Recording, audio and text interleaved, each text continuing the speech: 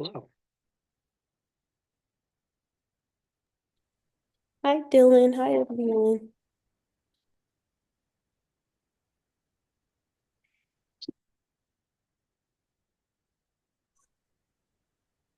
Hello. Describe. Okay.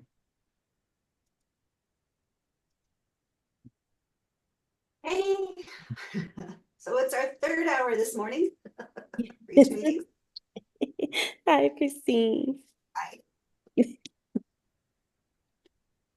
Oh, well, that was a little painful. I was hoping more of them would have something to say. Yeah, I was hoping to, but again, maybe like you said, with it being a Friday, I don't know, maybe their heads are in all different places right now. I was facilitating a conversation yesterday, and it was like pulling teeth trying to get people to talk. I don't know if it's like October is like coming in with a silent vibe or what, but like I felt your pain. I was like, ooh, yeah, yeah. Yeah. Joelle and I are always willing to fill silence. Thank you so much. Boy, it didn't matter how. I guess I should have started with an icebreaker, huh? Outside of just introductions, maybe. Well, a couple people joined late too. And a So, couple people left early too. Yeah, Eric Franks tried to say something and then the museum Karen she left about halfway through.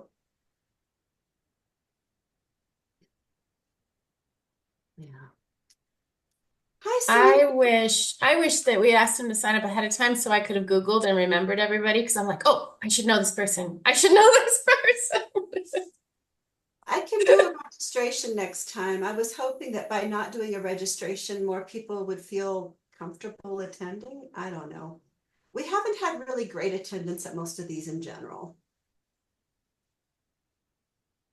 Also, I think when people hear webinar, they think it's going to be I'm going to sit and listen, I'm going to multitask, and Yeah, so yeah, yep, yep.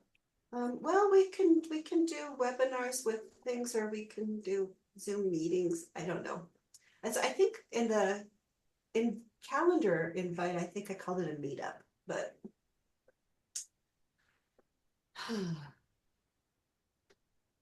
how are you doing, Selena?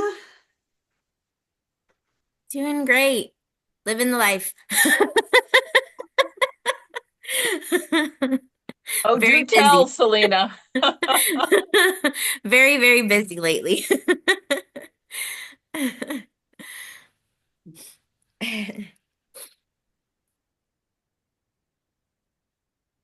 Well, Andy, should we get started or? I could, but I'm gonna have some stuff for sailing early on, and Katie is gonna be talking about Okay, the workshop too. okay, so we'll wait a couple more minutes. Um, Oh, we've been While we talking. wait, I was gonna tell you, I made a bunch of changes and updates to the pre-workshop orientation slides for Atlanta to update them to Atlanta. There's some I can't update because it's like the picture specifically for the event, and so like slides 17 through 19. So as a PS, by the way, they're mostly updated with relevant information, but there's some that I can't. That'll need your input for them. Thank you, thank you. Um, awesome. I will, Yolanda, I'm going to send you, I'm gonna send an email to our hosts, and I'm gonna copy Yolanda. Ed, Lori, do you want to be copied on this or no? It doesn't matter to me. I'm basically gonna be asking them for photos. it's up to you. I don't have to be. Okay. So I'll send it to Hodari and to Cece. I can remember what Cece's real name is. Hmm. Is it It's Charlene. Cecilia? Her real name is, I think, is Charlize. Oh, Yes, Charlize, Charlene. yes. I For have, those of you who are confused, we're talking about the Atlanta workshop that we're preparing for now. Yeah. I have it in my notes. Her real name. All right. So Katie and Salen jumped on. So let's go ahead and Amy's here. Hi, Amy. So let's go ahead and get started. Um, so real quick, just some workshop updates before we jump into our debrief for Burbank. Um,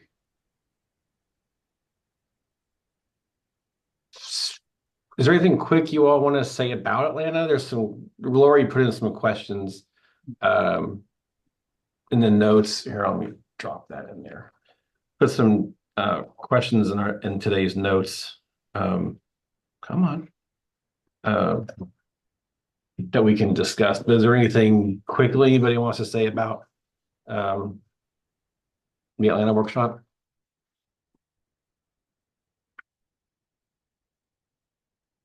Lori has volunteered to take notes. Thank you. I can help with the decision tree.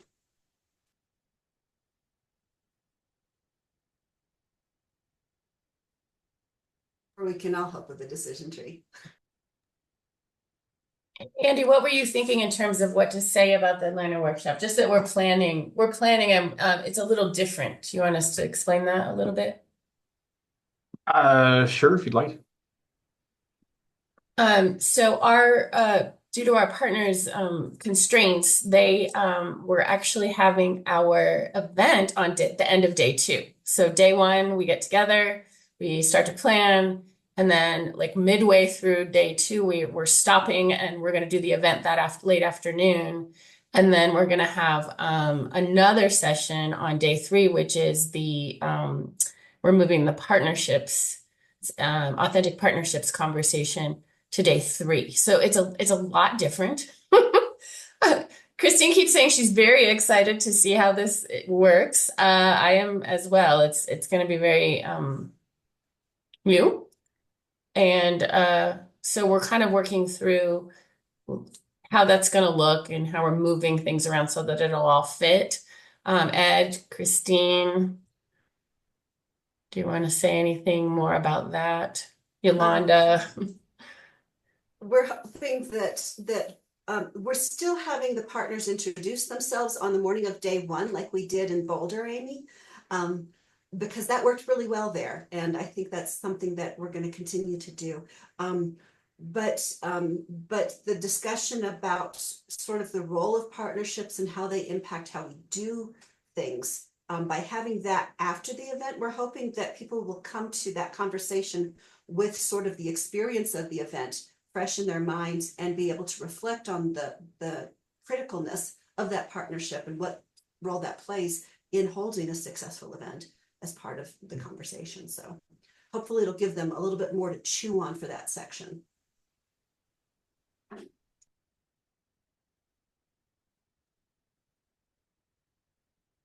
And it'll also mean that the focus groups are after the event instead of before the event. So that'll impact things from the evaluation standpoint as well.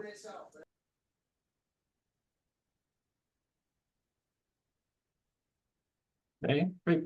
Thanks. So looking ahead to next year, so I think for sure we've got Indianapolis in June. We had moved that from this year. I reconnected with folks at Goddard yesterday. They are still really interested in doing something there. So that looks like that'll be that'll probably happen. Probably not till after LPSC, maybe April or May. They seem to have, at least right now, some flexibility. We were looking at possibly Tucson end of January, first part of February. Salem, do you have any updates on that? So my update, I'm actually meeting with one of the clubs that's on the south side, which I think would be a really fantastic club. It's the JBC club. That's at 29th and Columbus. And I'm meeting with them on Monday. And so I'm excited. It took a long time to get a hold of them. They have a new director and the staff is a rotating cast there, but I think it would be great. And then we would host it. I hope. Like I said, we can do it at PSI as long as I can get a club. That's my central thing. And so I want to talk to them about doing Wednesday and we can host it up at PSI. And so it's about a 9 or 10 mile drive down to the club. Um, but I think it would be a really great club. So I will have more next week, but like I said, finally got their attention. Great. And then I'll send out some possible dates to see if anyone's even available. So Yeah, Sandlin, it would make a lot of sense for Joel and I to be there, but just pay attention to there's a Seek workshop that I wrote it in the notes. okay, yeah. Like I said, I'll put the dates. yeah, and my gut tells me that the club is going to want to do a Wednesday because that's early release in Tucson. They still need to do power hour. And so that gives us time to do power hour because that's really important for the kids to get their homework done. And then we can do an event. So that's what I'm going to talk to them about on Monday, and I'll let you guys know. Great. Awesome. Nothing really to report out for next year, possibly. That's just where we stand right now. So we're on it. Stanlin, you want to give us an update on talking with, I guess, Eric about this idea of Yeah. a model? I will. Okay, so I did talk to a colleague of mine. His name is Eric Broke, and about the model. And we went around and around because I was like, okay, we want to codify the model. And after a very long conversation where I was being very hard-headed about this, he has convinced me, because he knows what he's actually talking about, that the way we want to document the model is documenting, in essence, our decisions of what we have done and what we have done, but not the curriculum. The curriculum is the curriculum, but he had to talk me off a cliff. So what I wanted to do is have him, if everyone is okay, I wanted to set a time for people to start having him come to meet with us to think about how to do this. And so what I mean by that is he is an expert. He works in a university center for teaching and learning overseas. Also works with folks. He's in New Zealand, so they have their own folks that they also work with that are minoritized, and he does a lot of work with that. But as he says, making scientists do things that maybe they wouldn't normally do, and really thinking about the model of encouragement but basically our pedagogical decisions of why do we choose these cycles? Why do we choose uh, whatever? But anyway, I have talked to a person. He is happy to help us think through it and talk through it, and publish it if that's what we want to do. And I did say that's what we wanted to do. And he knows that we got to get it done in 1 year's time so that it is done. Um, but his point was the curriculum is the curriculum, but we should be able to talk about this so it doesn't matter if it's planetary science, like it could be art education, I don't know, whatever. But he was like, you really want to talk about how your decision making has led you down this path to make the decisions, and whatever lesson you put in there is great, but that's the conversation we have had about that. Awesome. Great. Eric is also Dutch, just throwing it out there. Yeah, he'll just tell you how it is. Like, yeah. Yeah, doesn't mince words. Stanley, would I'm not familiar with the time zone in New Zealand. Would that be a challenge for for him to meet with us? So let me think. He is actually only 5 hours behind where I live. He's actually, 5 hours tomorrow, right? And so I often chat with him in the afternoon. So it's just, I want to find a time that our East Coast folks are still up and working. So it might end up being like a 4 o'clock. Probably our best bet is a 4 o'clock Eastern, 1 o'clock, and I can ask him to get up at 8 a.m. and do that. I think that's going to be our best bet.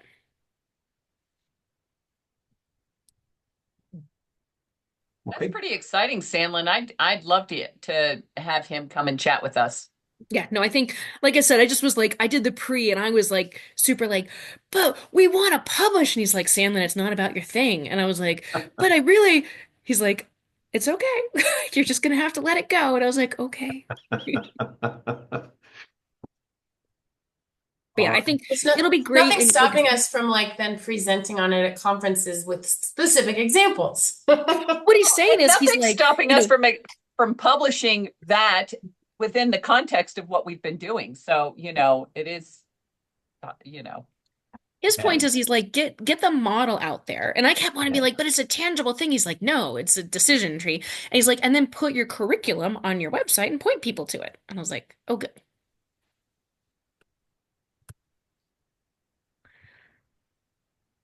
Oh, and no. my daughter is going to be Elsa for Halloween, so very Oh, we should trade Elsa pictures. It'll be great. My daughter was Elsa for Comic-Con. That's right.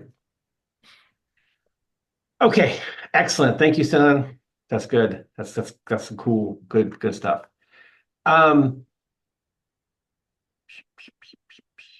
Couple of things real quick, and then we'll move on to our Burbank chat. So those of you who are going to be at the SIAC meeting, I sent an email yesterday asking for you all to fill out a poll. Great, thank you. I think everybody's done it now, just about. So we'll send out a decision on that soon. I'll be sending another poll out for folks who are going to be at AGU or relatively nearby. Even if we need to meet virtually with some of us, it's great. So during that week, at some point, start talking about the next proposal. We'll have more information by then. To be able to, we've already got ideas that are out there. Been kind of thrown. Well, yeah, not Wednesday night. No, I mean I fall asleep at like 7:30, and so I think there's two other things to let people know about AGU too. One is that we are arranging an after school with some schools in DC. So anybody who wants to do a little bit of outreach, we're working with an organization Monday after school. So I just want to let people know that.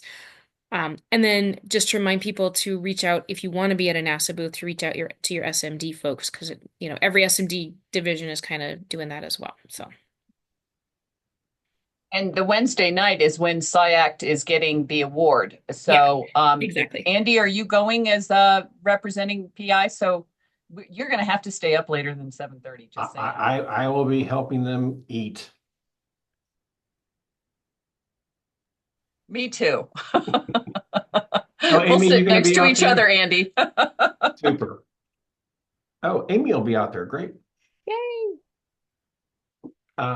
Yeah. And also, Maybe we gotta have lunch or something. We have, That'd be great. my Yeah. gosh, 4 or 5 abstracts, reach-related abstracts, 6 maybe even, being presented that week. And so we're kind of like spread out. I know. So I'm in the Monday, the Monday morning poster session. And then Anna's presenting like Thursday morning, like 8 o'clock. So, And I'm on Wednesday morning poster session.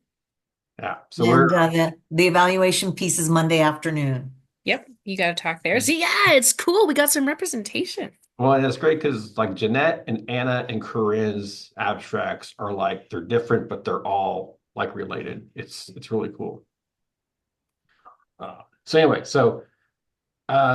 represent. You all are way too fast for me to type everything, so just please check and edit on the notes. Thank you. Oh, yeah, we should. So Reach will be representing at AGU. Anybody have any other questions? Any other thoughts about anything we've discussed so far? I was curious if Selena, are you going to be at SACT? Did you say me? Yeah, are you going to be there at SACT this year? Oh, at SIAC, yes. Not at AGU this year. I'm having Me my too, surgery. you and me. Woo!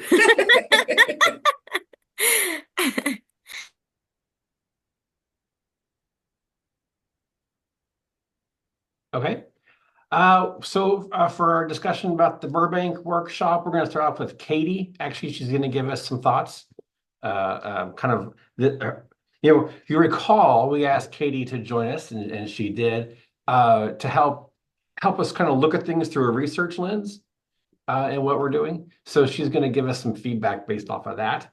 to start off with. And then when Dylan and Jeanette are chatting, she'll also add thoughts as we go there too. So, Katie, I'm gonna hand off to you.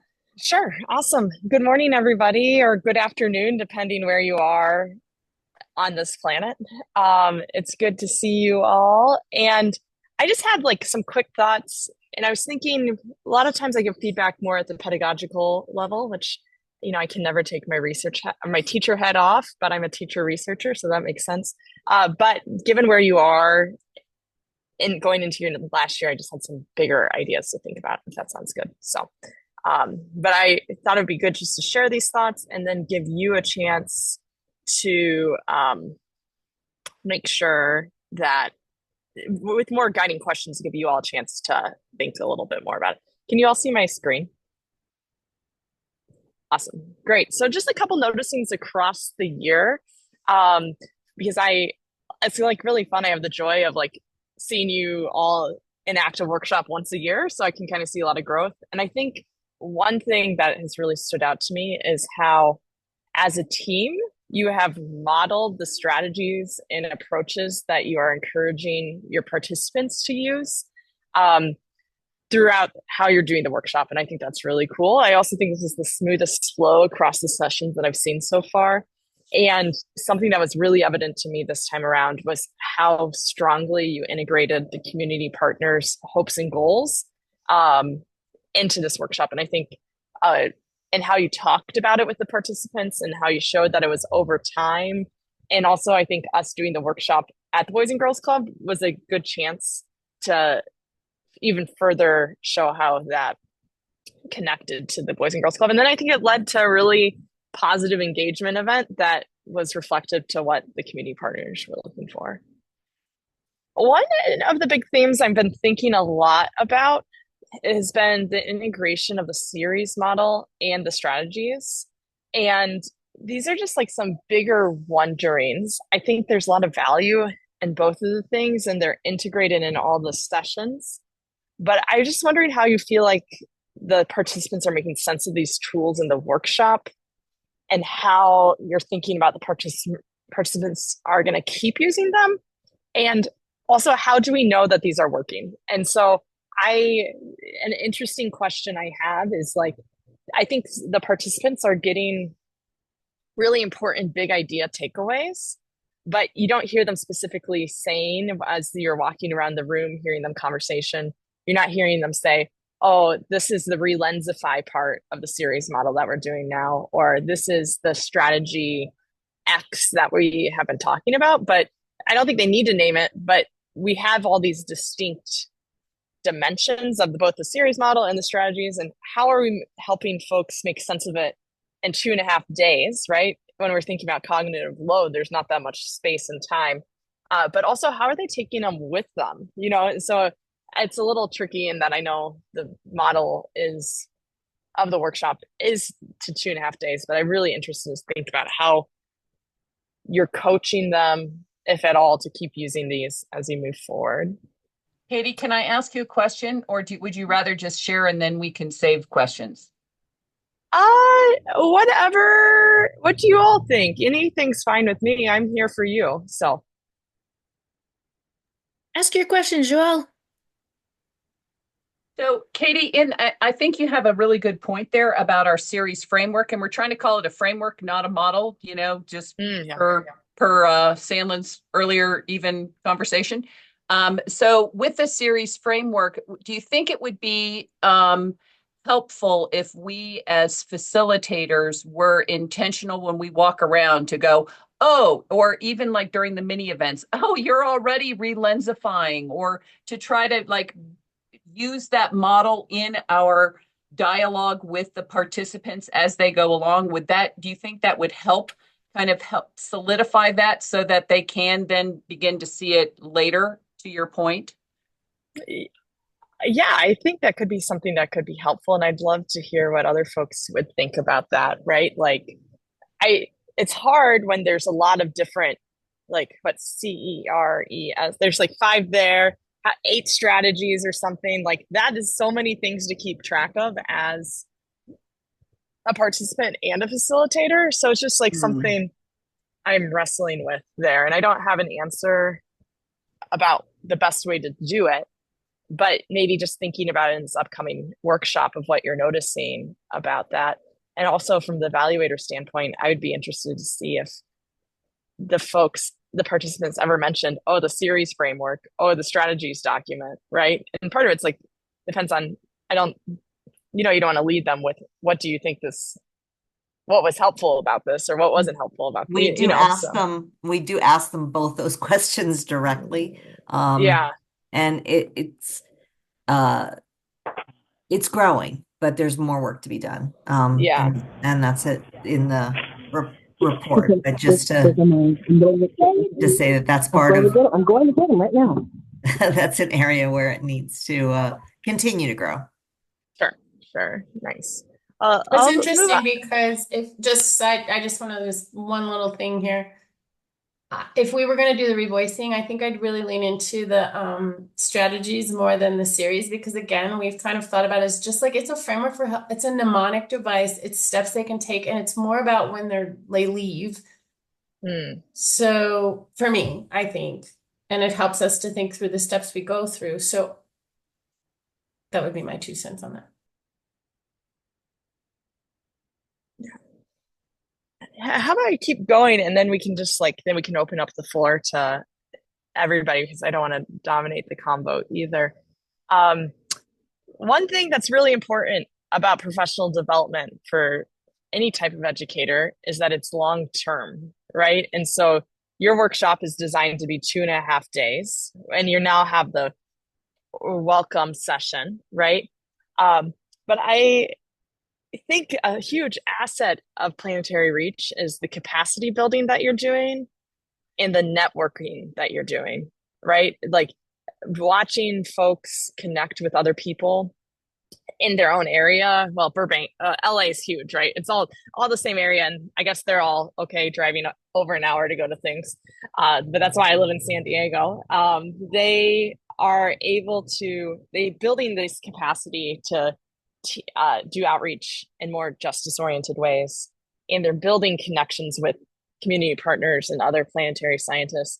I'm just thinking about what can we do in this workshop, maybe at the end or through follow-ups, to make sure we're supporting participants and continuing to engage with each other and to begin or continue community partnerships. And this stood out to me because one of the participants who did the participated in a workshop a couple months before she came back to another planetary research workshop. I said, oh, what kind of planetary science engagement events are you doing? And she goes, oh, not really any, except I went to the Planetary Reach conference or workshop in Denver or Boulder, right? And so it's not a ton of time had passed between them, but how are we going to make sure that folks are actually identifying partners to work with, and how are they going to get into that work as a long-term impact kind of question I have. And then I know something that you have run into over and over and over is, how does this connect with specifically working with Black and Latinx families and kids?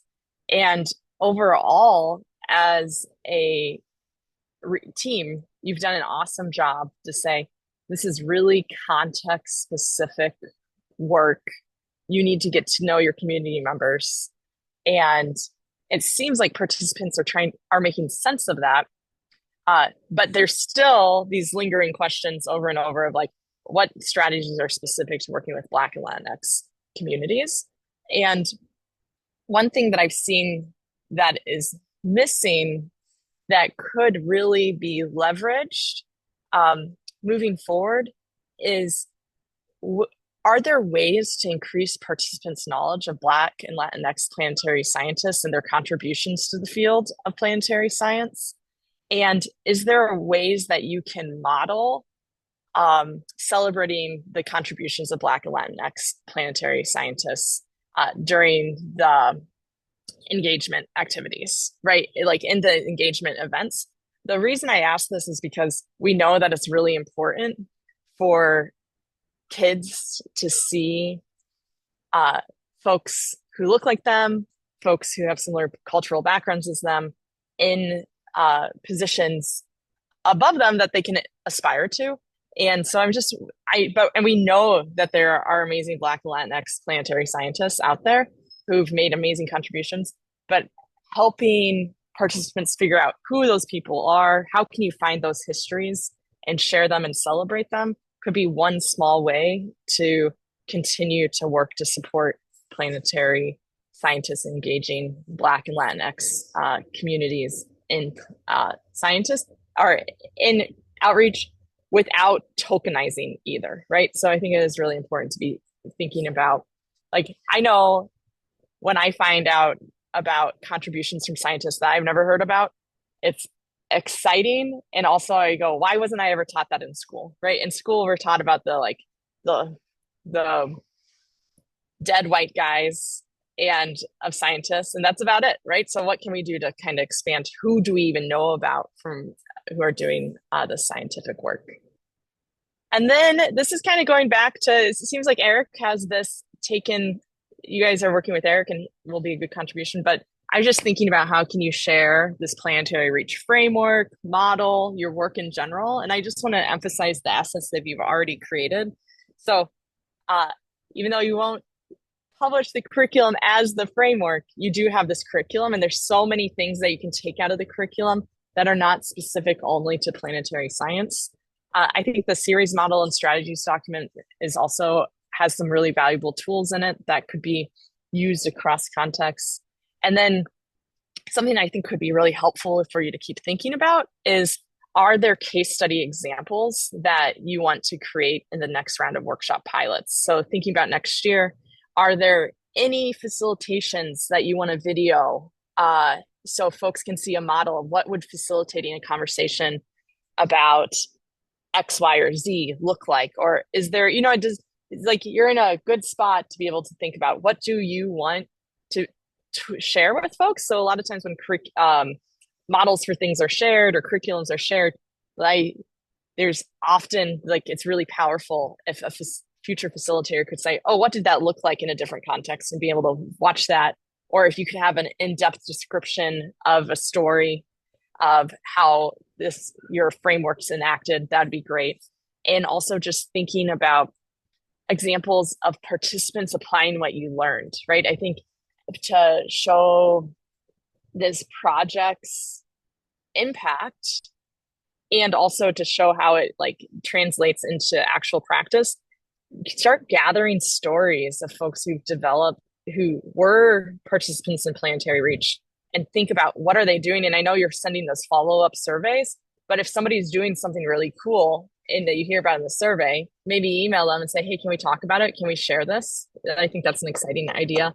And also thinking about the outlet, right? Like you can on your website share, what do you want to put where and how do you want to share it? I think it's just questions for you all to be thinking about. And seems like Eric can be a nice resource for that. So that's my feedback for this round.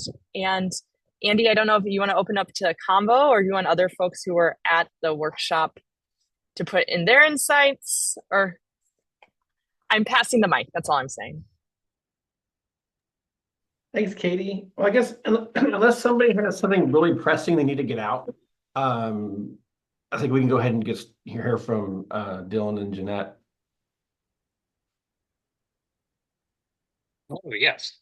I have a couple reflection questions that I was going to ask the group who was at Burbank, but I did want to first leave it more open to any questions about the evaluation report or any thoughts in general on how things went before I dive into those questions.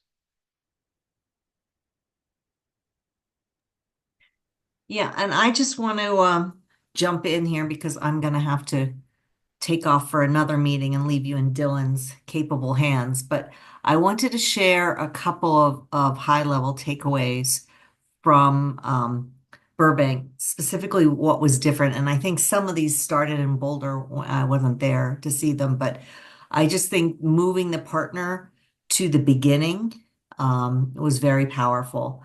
And hopefully Andy can share with you how he introduced the partner, because that was a little bit different than what I've seen before. He kind of talked through the whole partnership timeline. And when we had the focus groups later, they were saying it was really helpful to hear, because we've gotten some feedback that I want to know how to start a partnership and how to do a partnership. So his explicit example was very powerful for the participants. The other thing that's in the report and needs more discussion is the idea that they were still, by and large, surprised by the engagement event. I don't know how, I don't know why, but somebody in this room said to me, well, scientists never listen. But you do say it quite a bit. And I know that the Atlanta team is planning to make some changes to the orientation to try and make it even more clear. Otherwise, I think, there's continuing to be great growth, and it was really appreciated by all sides. So, great job, everybody.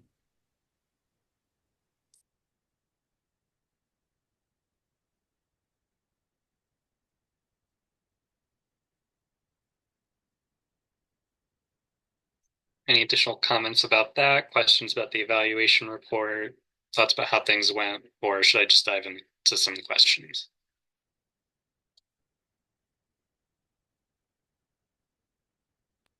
Let's dive in. If somebody has a question that they want to bring up, jump in.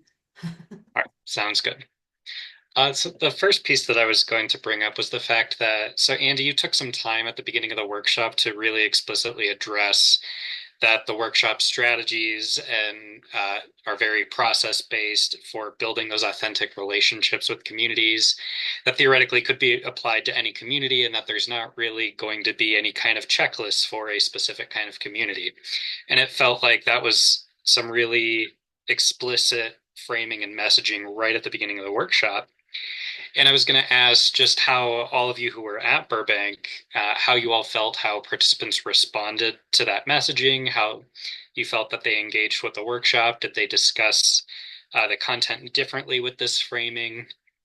How you felt, how things went because of that?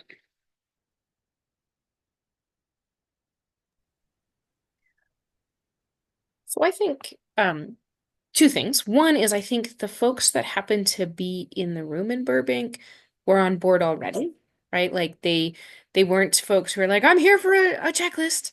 They really, we had just some really excellent participants who kind of got what we all wanted to do together. But I also really appreciated that messaging just in case they thought that that's what you were going to do. So I thought it worked really well.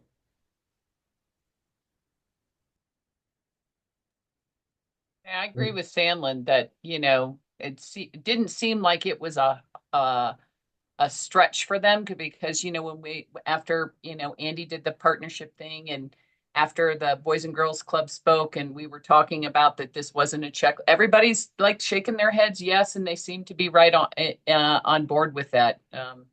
So yeah, I do really like the way Andy had done that history of how the partnership developed. I think that is a nice element to include in whoever's introducing the partner at the workshops. Like Ed did that a little bit when we were in Puerto Rico last year, talked about the whole trajectory of, the advisory group and all of that. And I think it does resonate really well.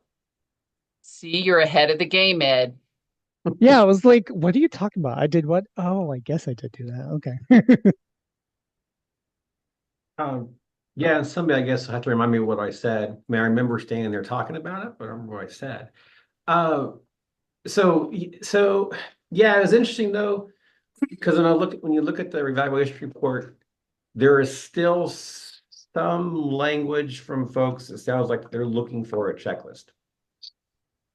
I think what I noticed in that was there's still a handful of people, but what it seems to be about there was almost more specific stats about specific kinds of communities as the way that they're considering engaging with the community and the engagement event.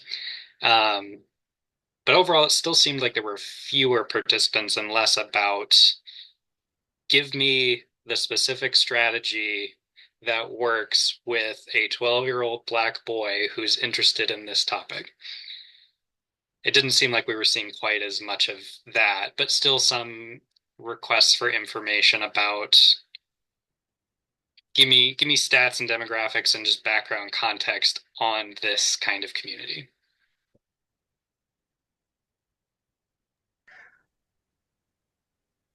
Would it be worthwhile intentionally? I am holding back so many words and trying to buffer myself. Would it be worthwhile to think about, maybe even during the pre-workshop, because we do have something in the slides that says there will be no checklist. Taking maybe like separating that as its own slide and talking about why, the importance of why, the importance of we will not monolithize an entire race because that is racist. What we will do is encourage you to talk to people. And I know that sounds vague. Talk to, okay, I'm going to stop. Yeah. Well, I think I was reflecting on that piece too. And I think people are asking for things that are very concrete. But I realized that the word process oriented popped up for me in thinking about the nature of the strategies and the guidance. And so that it's not here is a concrete strategy in and of itself, but it is a strategy that is a process.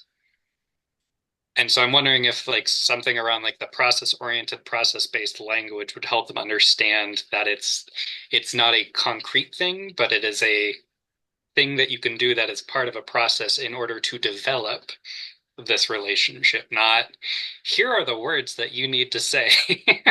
Yeah. When I Ed, your comment made me think of a participant who is like, what do I need to know about working with this? Like, I've never worked with Black kids before, right? And then, like, what do I need to know? And I think a response you could have is, would there be specific strategies you could share about working with white people?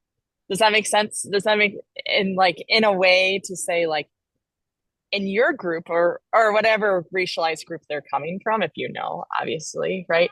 But like if you're coming, like there's no checklist of how to engage white people, right? So there's no checklist on how to engage white people or whatever group you're from, right? So why would we think there would be one for another group? Maybe, I don't know. Yeah, I kind of sometimes like to call out the whiteness in the room as a way that can be beneficial, but I'm also a white person, so I have that working. I don't That could be pretty powerful. Yeah, so but if sometimes maybe that's a role for yeah, anyway, so it's just a thought of one way to make it a little more, even more explicit and get to that point where you're saying you can't monothelize one group, right? And I can't even say the word, right? And by doing that, it is racist, right? And so I think that would be helpful. For some projects where it's about working with girls, there are broad strategies, and that's where we're going with here. Broad strategies that don't apply to any one age group, don't apply to any one group of girls. But there are recommendations, research-based strategies that are broad. We've got broad research-based strategies, but they're not specific. But during the workshop, we hope you will discuss how you can apply a specific mechanism to apply one strategy for one activity.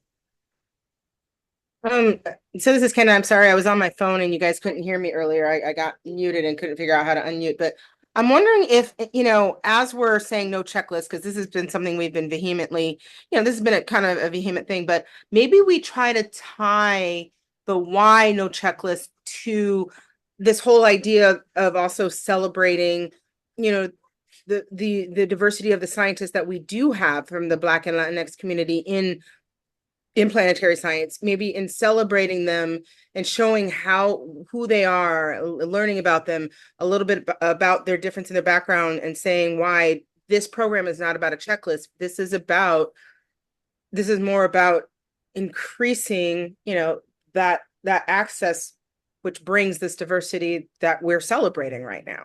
So maybe that's another way that we can kind of validate the reason that this basic reason why we say we do not do checklists here.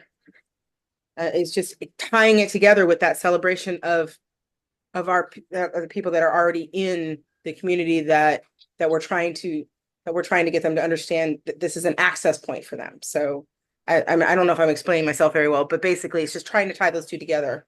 Like the reason why is that, yes, because everybody from these communities, they're still diverse, individual, amazing people too. We don't want to stigmatize that and just assume that they're all the same. That's why we don't do a checklist.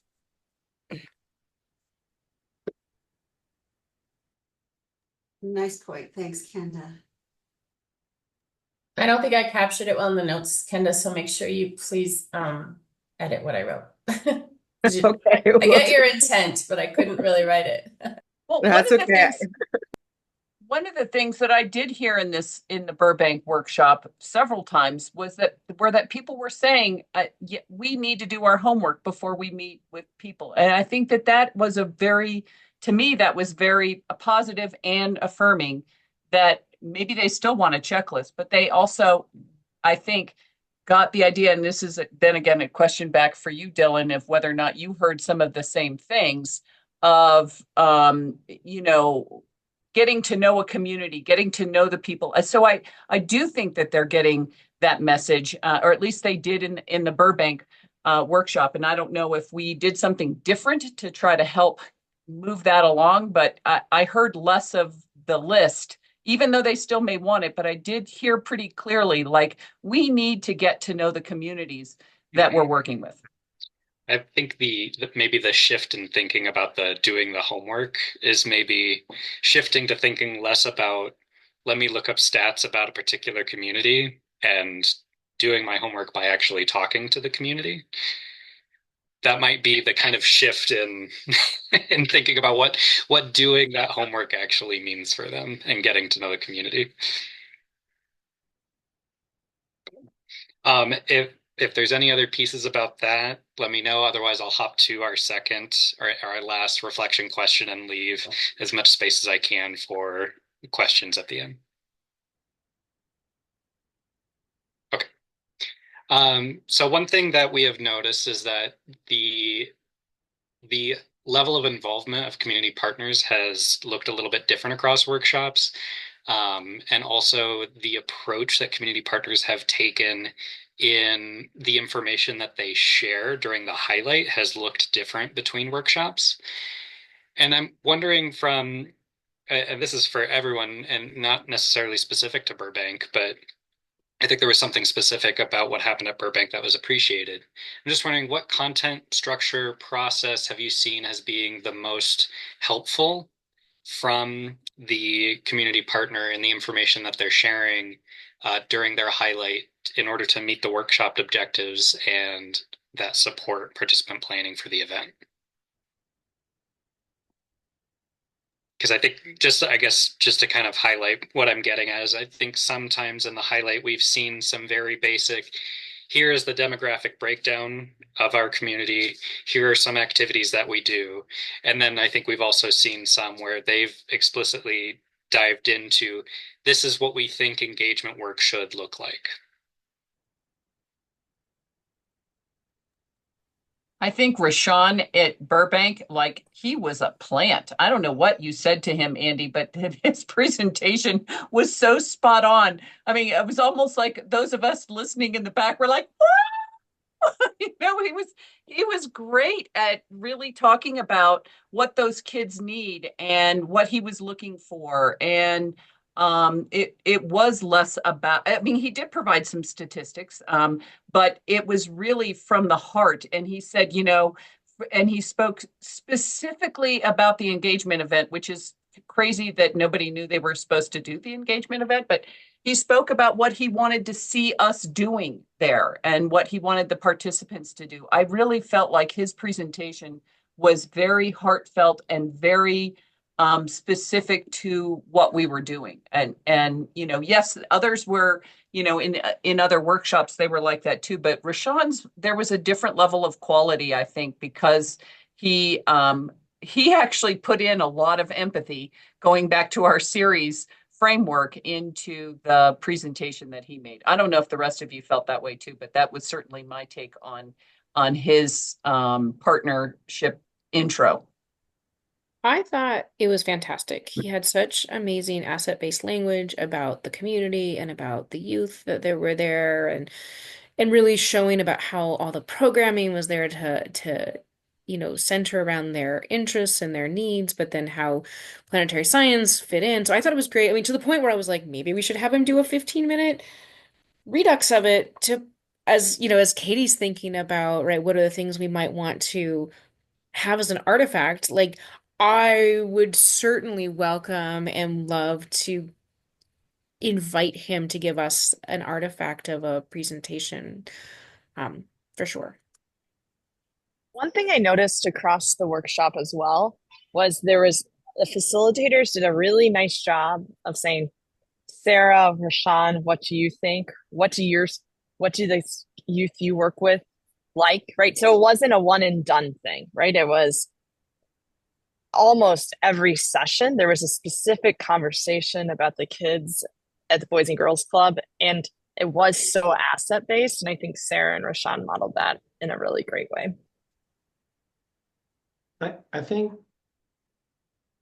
one of the things that one factor into how somebody presents about their organization, I think may just have a lot to do with that person's personality.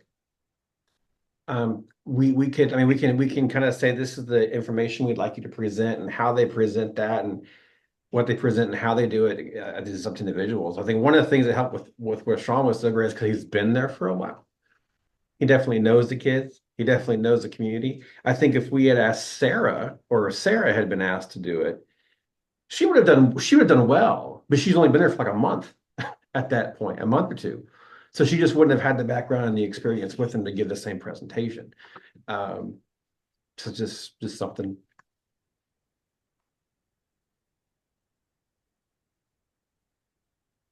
Is there anything?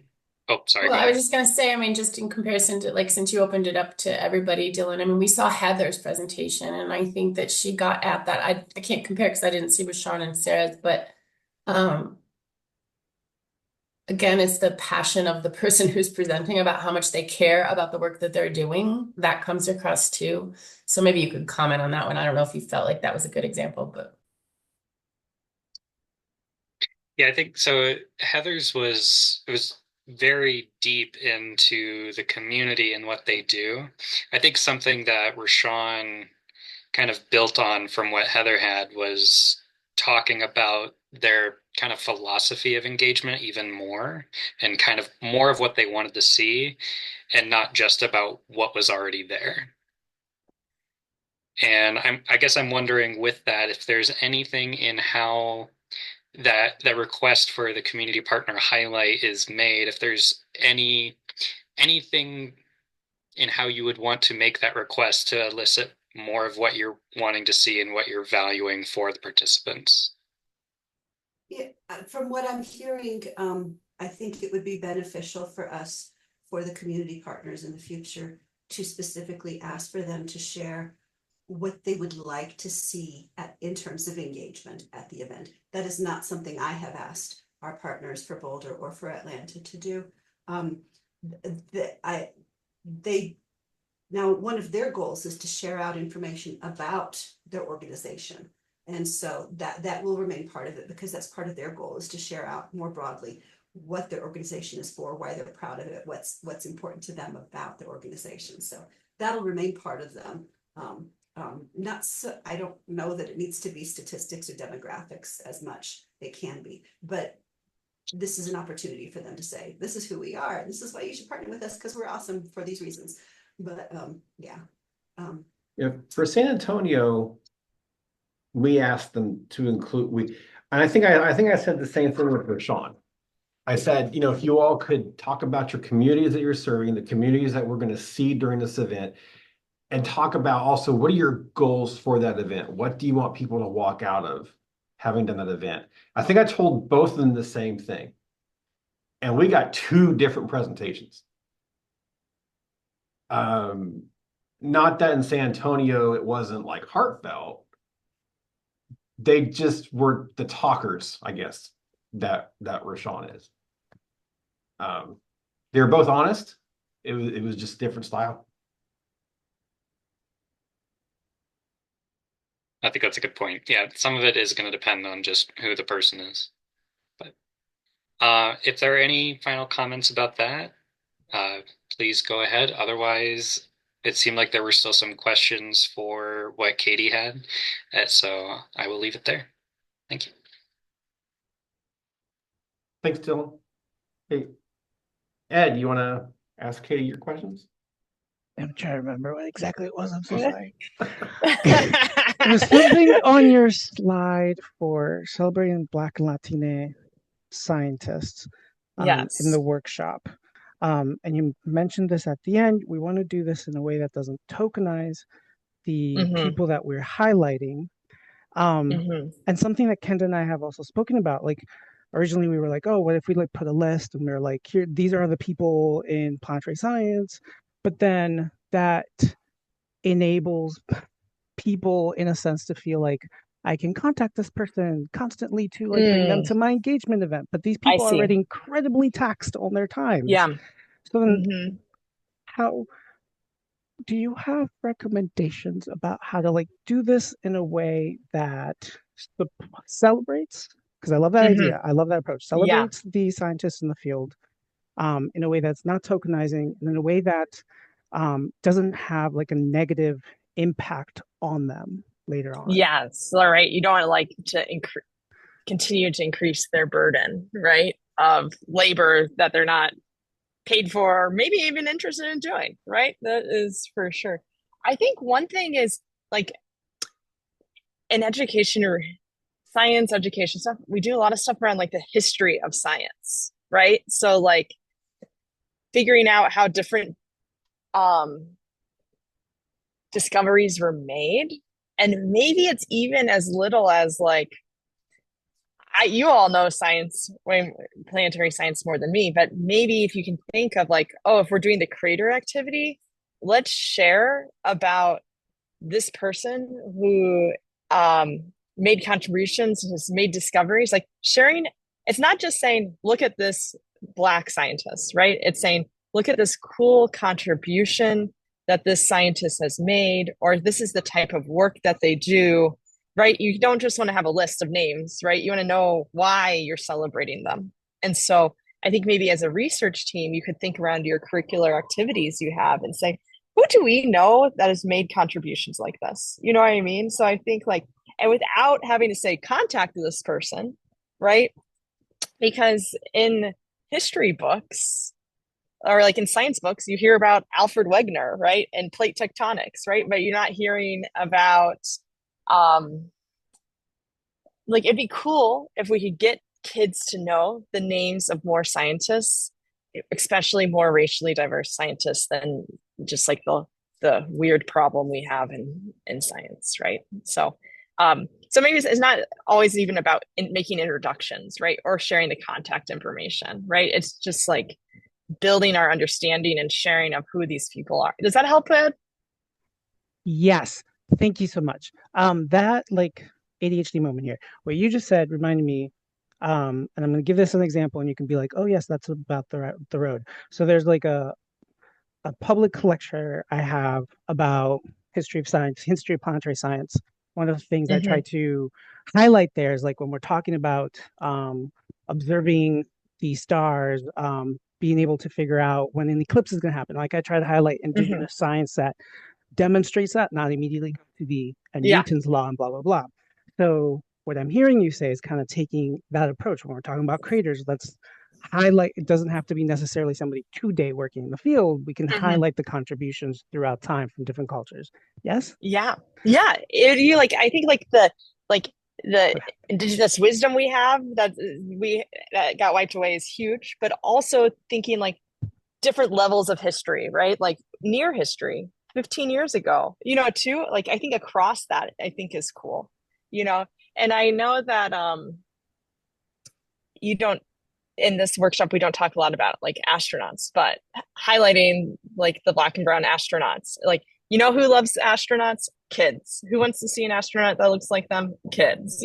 So um, and that's an easier list to find. So Well, Yeah. I'm gonna push back on that one. sure. And yes, the astronauts are an easier list. And we actually, I hate to tell you, there's actually a book that came out with the black astronauts on it. There's actually a book.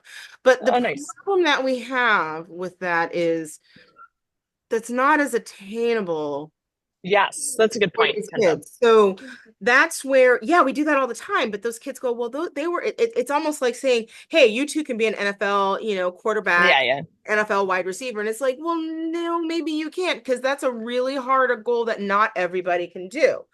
Mm-hmm. So Yeah, we want yeah, we want to role model and we want to celebrate